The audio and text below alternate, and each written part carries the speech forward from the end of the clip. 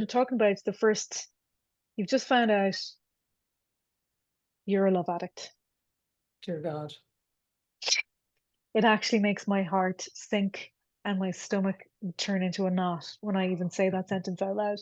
For anybody who has just arrived at the Ah, reality that maybe they are a love addict. I know, well, bloody hell. But I mean, then again, you look at the good news and you think, Jesus, imagine actually finding out, as opposed to spending another 10 or 15 years going, why the effing hell am I in this absolute bloody nightmare again? And I don't know Not what's happening. nightmare. I think, I agree. I think if you knew, that would be far more helpful because then there might be a way of changing that. Whereas I know. being in it, trapped in it, knowing there's something not right and not knowing how to do anything different is hell. That is hell. Like any addiction, hell. But when you Yeah, do know there might be something going on, at least you do have the capacity to start looking it up, looking for resources. yeah, But it does give me an initial visceral physical response when I think about that. I'm like, oh God. And yet now I can genuinely say it's a gift if you do find out, yeah, because you might have a choice to do something about it. But yeah. anyways, be Connors, if you had to tell anybody or to name a few things, if you know somebody who's just woken up, broken up, whatever, right now today, and they've Yeah. just realized that they might be a love addict or they've heard somebody speak about it and they think, holy FECK, I might be a love addict. What are the first things that come to your mind? First thing that come to mind. Well, first of all, the first things are number one, breathe.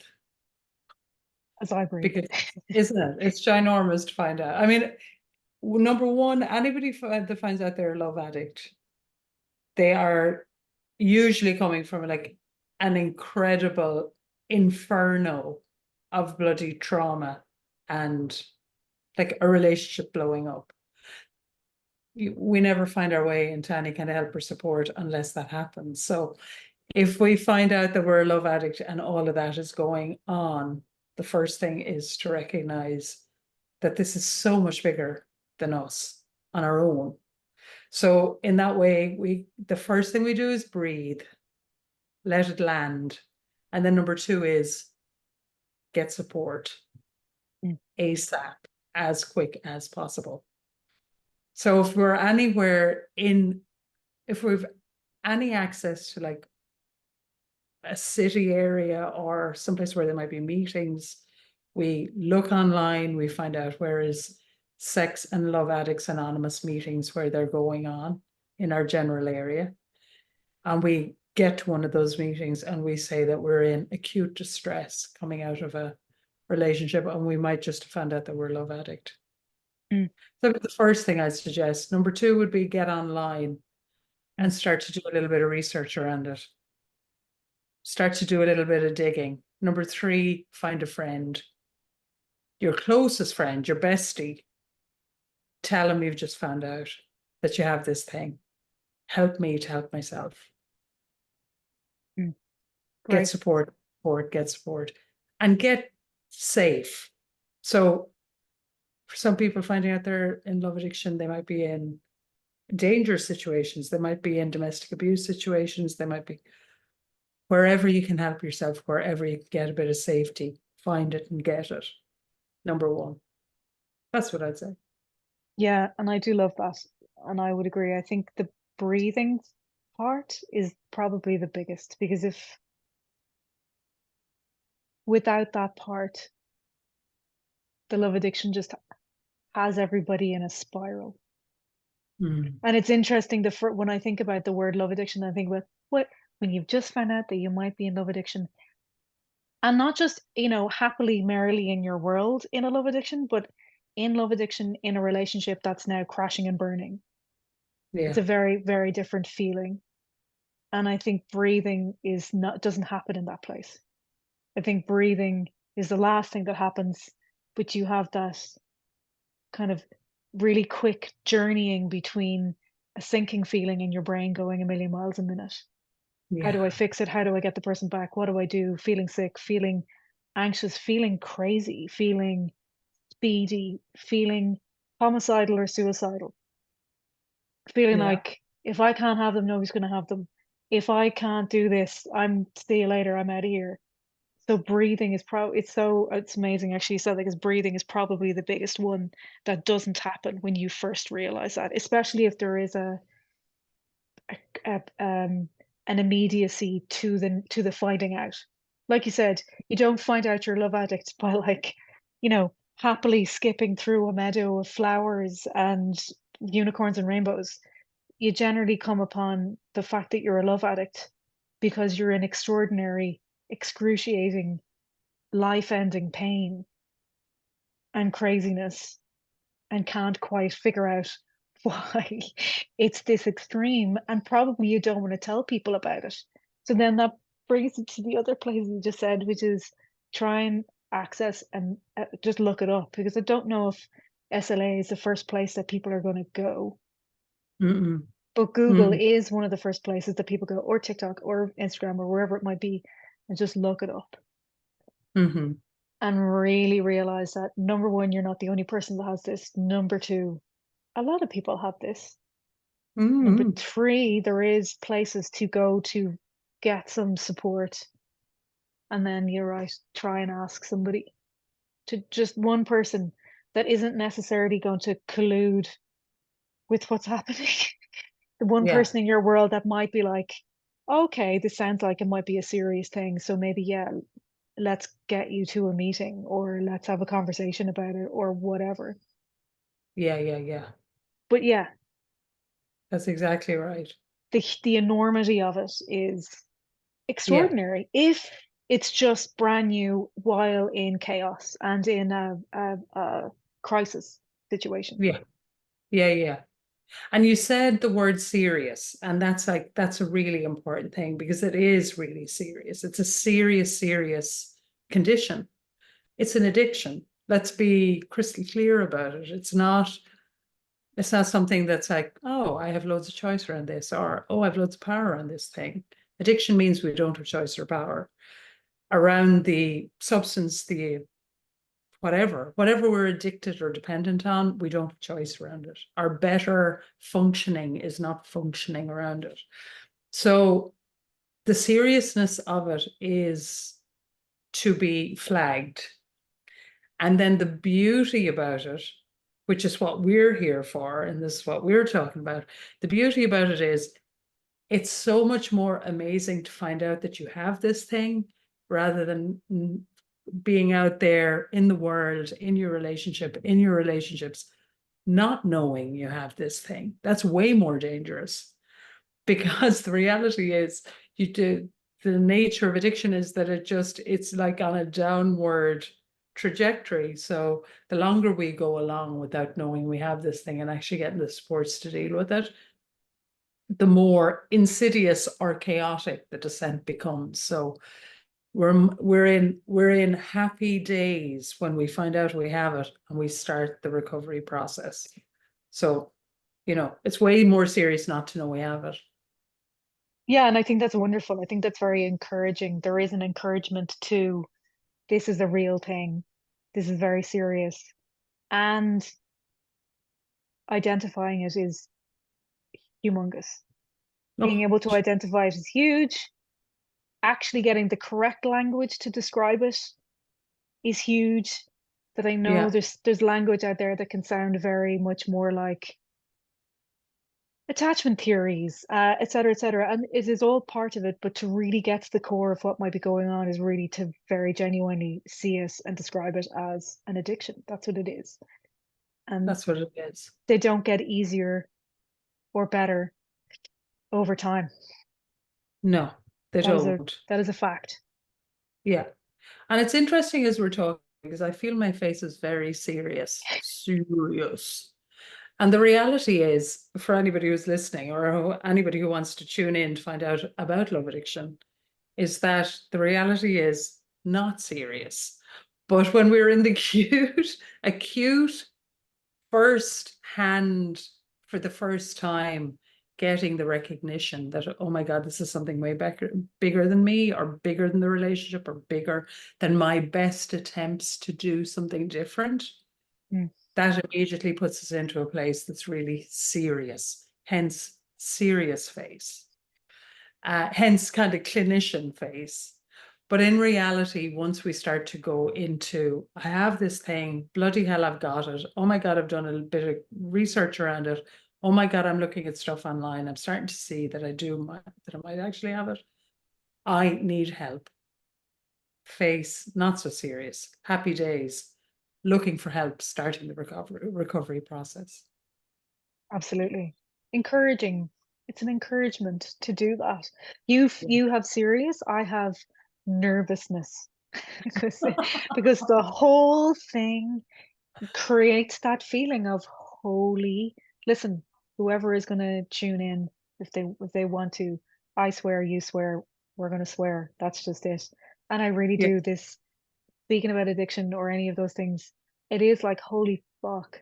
The reality of this addiction is very serious, and it is life threatening and life altering.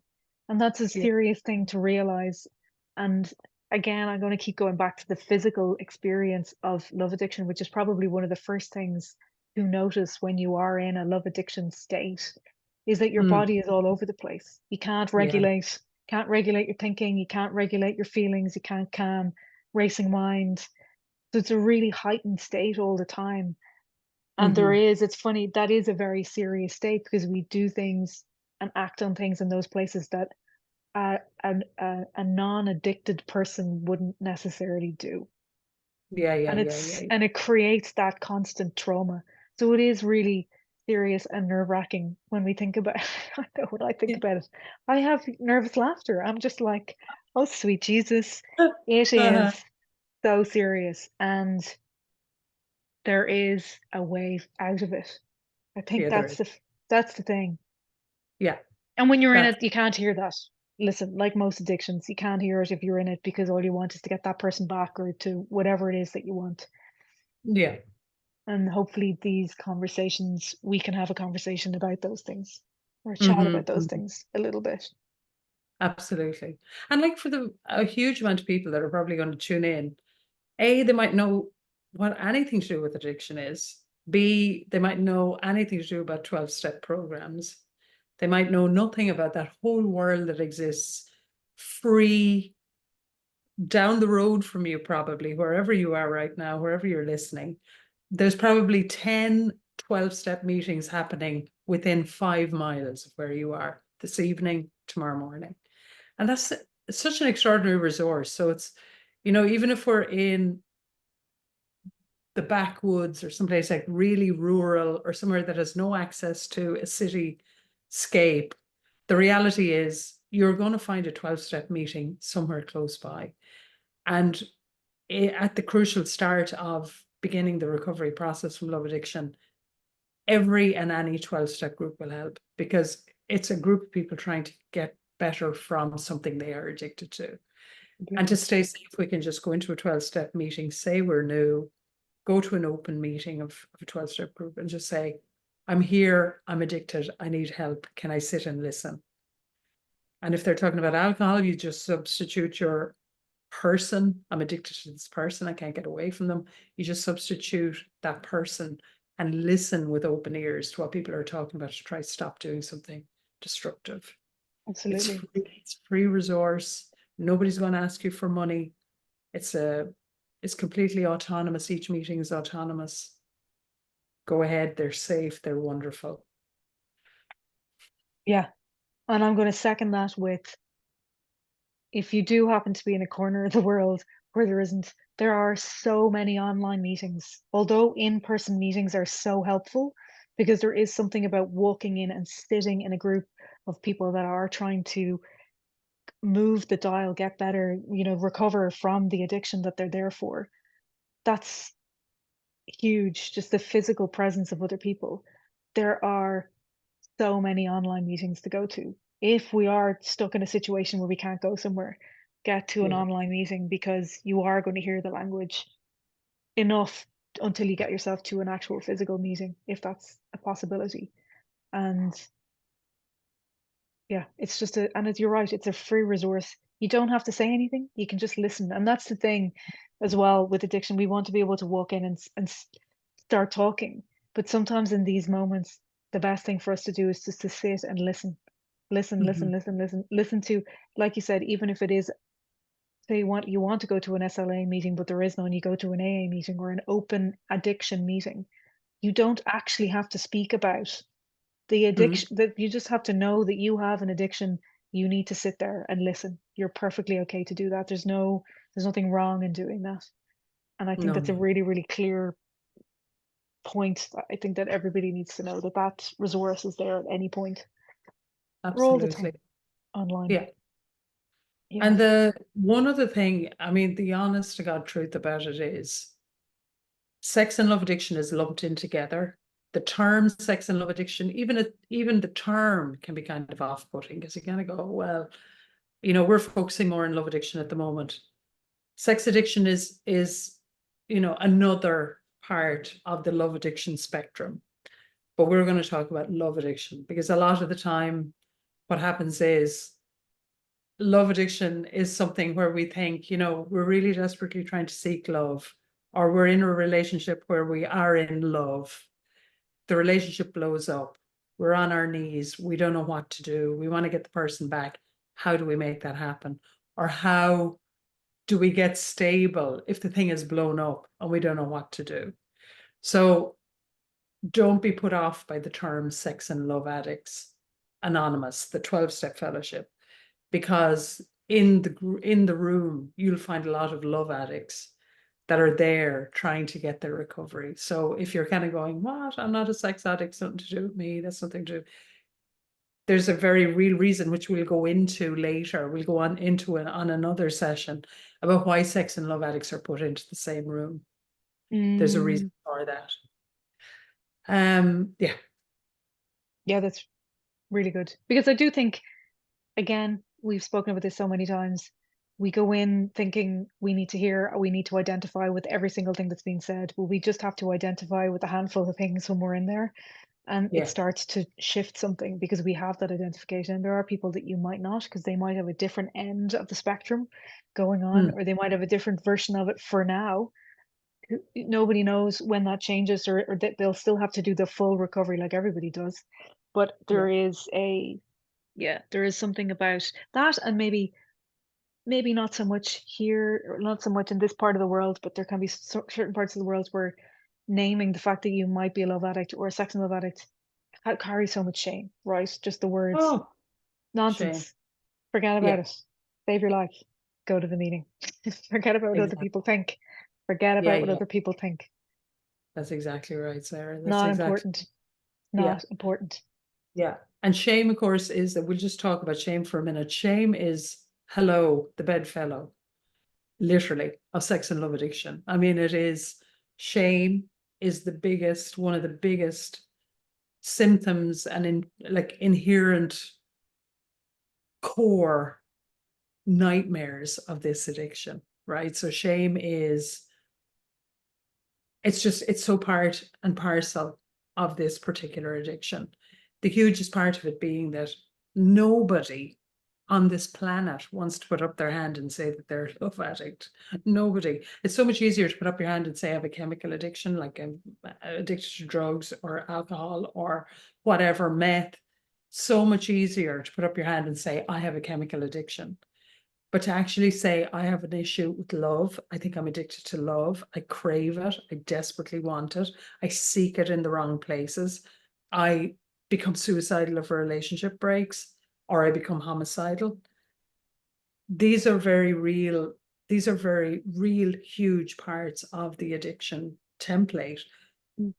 But shame is the thing that kind of holds the whole thing in place. So the last thing we want to do is we don't want to talk about it. We don't want to open our mouth. We're so ashamed to talk about it. We think we should have a rule book that tells us how we should do love properly. And if we don't know how to do it, there must be something fundamentally wrong with us. And that's really shaming to Mm. let it bubble up to the surface. So I suppose the the antidote to that is getting yourself, like we've been speaking about, getting yourself to a 12-step meeting where you see, wow, look at the 100 people in this room. They're all trying to get out of the belly of addiction, no matter what it is. And I can sit here with my new understanding or coming to an understanding, and I don't have to shame myself by being here looking for help. It's lovely and wonderful and so true. All of that. Because that shame thing, you're right, it just keeps you silent, constantly silent. Everything is okay on the outside, but on the inside, it's crushed and dying and just just that feeling of I'm never going to be able to do it. This is fundamental to life, to people. Why can't I do it? Why can't I have a relationship? And do you know what? In certain circumstances, it is probably easier to call yourself a sex addict than a love addict because Yeah. there's something more high octane and fun, and it might conjure up a little bit more hilarity. Whereas if you say you might be a love addict, it's a bit like, "Wah, wah, wah, sorry about that, guys." It's like, forget about it. Just a bit Debbie Depresso. Like, this person can't even get their fucking love together. Get away. It's just, it reinforces all the belief systems, and it's very true. Just to sit again, just sit with it. It's full on when you get to that feeling, but it is far more manageable if you can do it in a room or you can at least step in and out of a room at times through the day or through the week, just to alleviate that feeling for a second. Yeah. Let yourself breathe, Yeah. Yeah. That's exactly right. So I think that's pretty. I'm not, by the way, putting an end to anything, but I do think, let me just see how long. Yeah, we're probably good for now. You good Hmm. to keep going, or do you want to stop? I We think can that's a keep going if lot. you want to, or up to you, Sarah. How If you long want have to we? ask anything else you want to ask or say, or Is there anything else? anything else you want to talk about.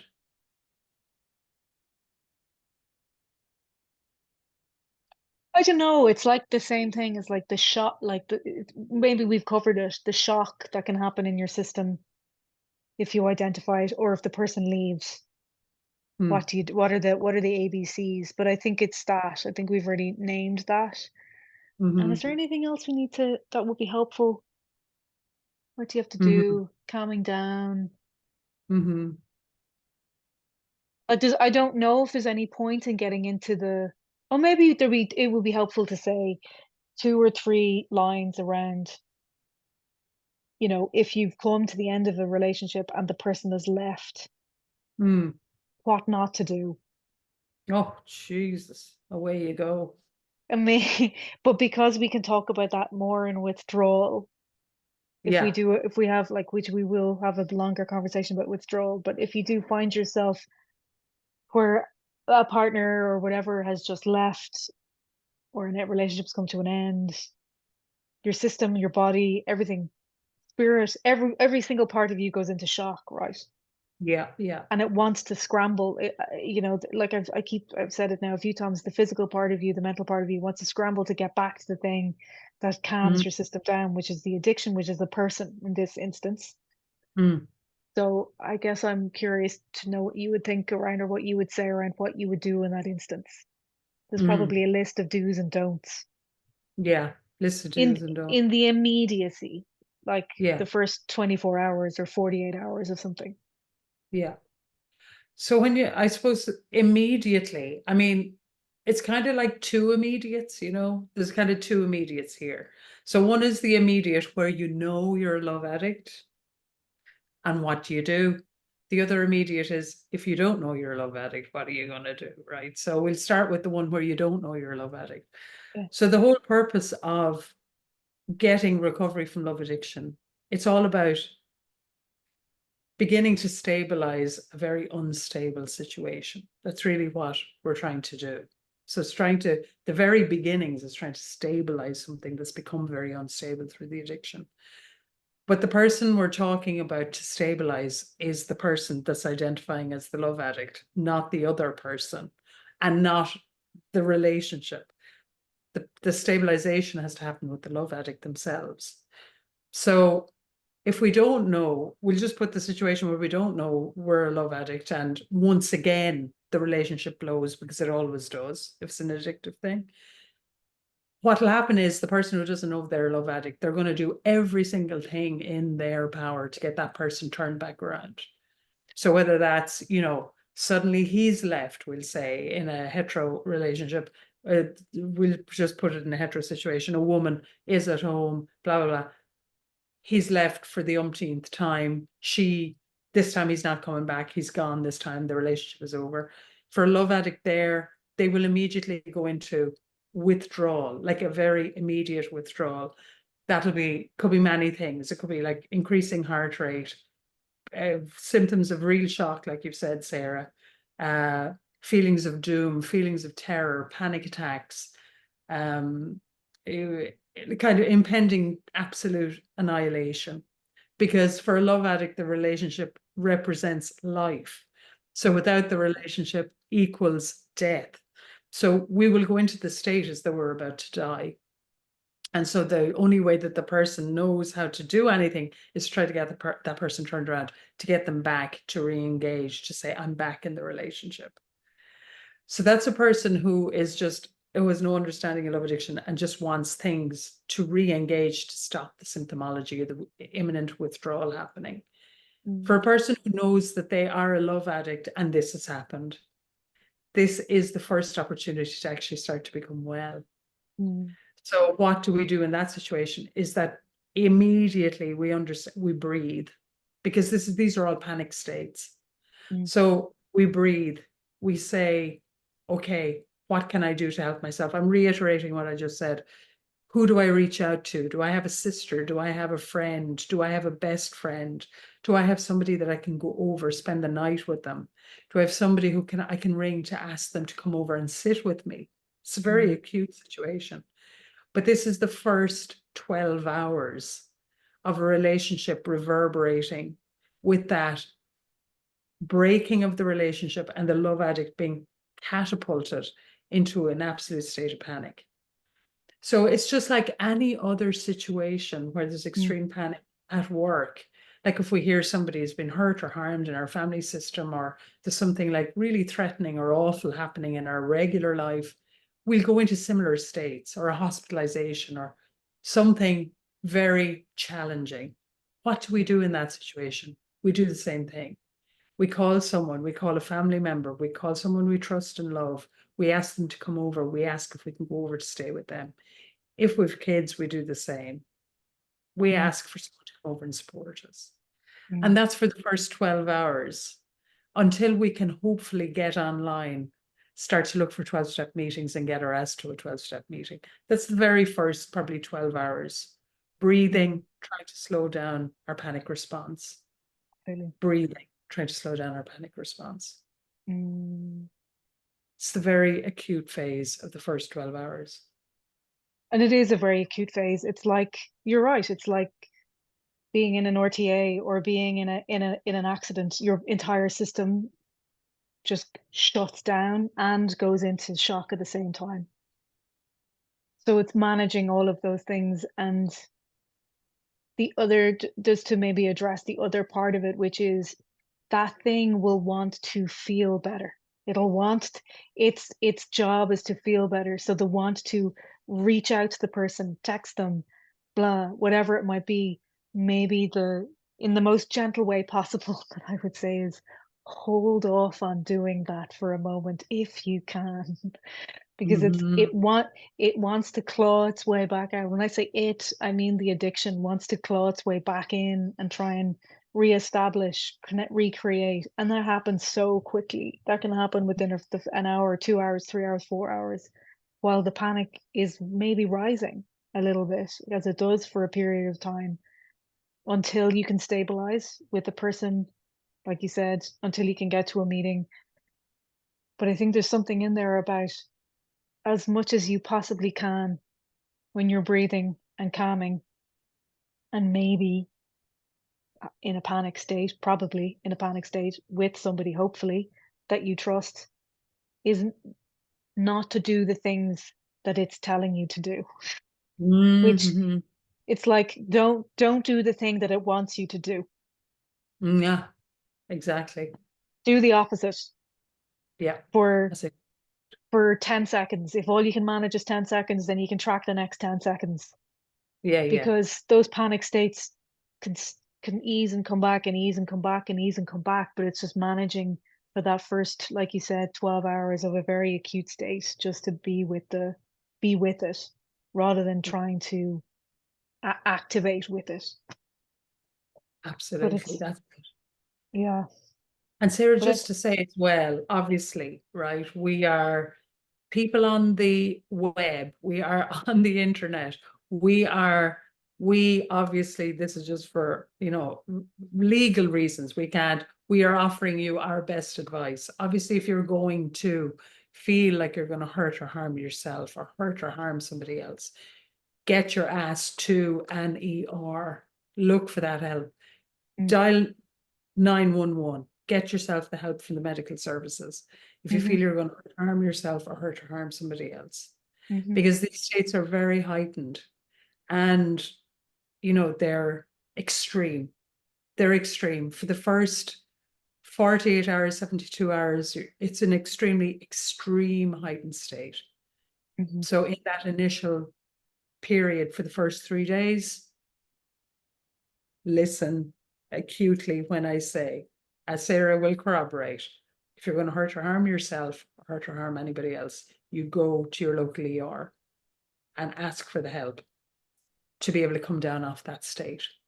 100%. I think it's Yeah, really important to say that. Yeah, yeah, yeah, yep. yeah.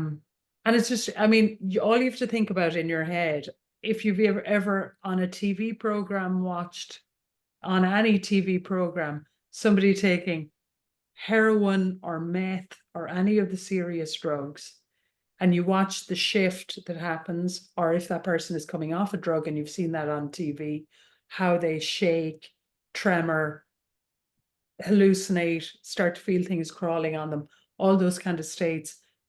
It's not a million miles away from the states that happen at the initial break when we start to recognize the love addiction. Mm, They're extreme states, they're the coming off of the drug. mm. It's funny. It's sorry. It's absolutely not funny, but it is a really. It's not really spoken about as to how actually real that state is. Just as Mm-hmm. real as coming off of a street drug or a Mm. drink or whatever it might be. So it's not to be. It can't be minimized in that place. You really have to take it as, and I know when we had a bit of a laugh about it, seriousness or whatever, or the anxiety, the anxiousness around it. There's a Mm. reason why, you know what I mean? It's just okay if you feel like those very, very extreme states have come in and you do feel like you're going to hurt your arms. Absolutely, go to an emergency room or call Yeah. 911. And like the reality is that Sarah and myself, us two are going to talk about these things because the reality is it's really bloody serious. Like we're very blessed. We're both in long-term recovery, and that's fantastic. That's brilliant. It means that we're no longer in those states, but we remember them acutely at the beginning of our recovery. And anybody who's in recovery from love addiction, everybody remembers those first couple of days, and they're no joke. And No so joke. reach out, pick up the phone, ring your friends, ring your friend, ring your sister, reach out, reach out, reach out. Put yourself in the way of help and support because you need it. Yeah, so true. And there's help there for you. There is help.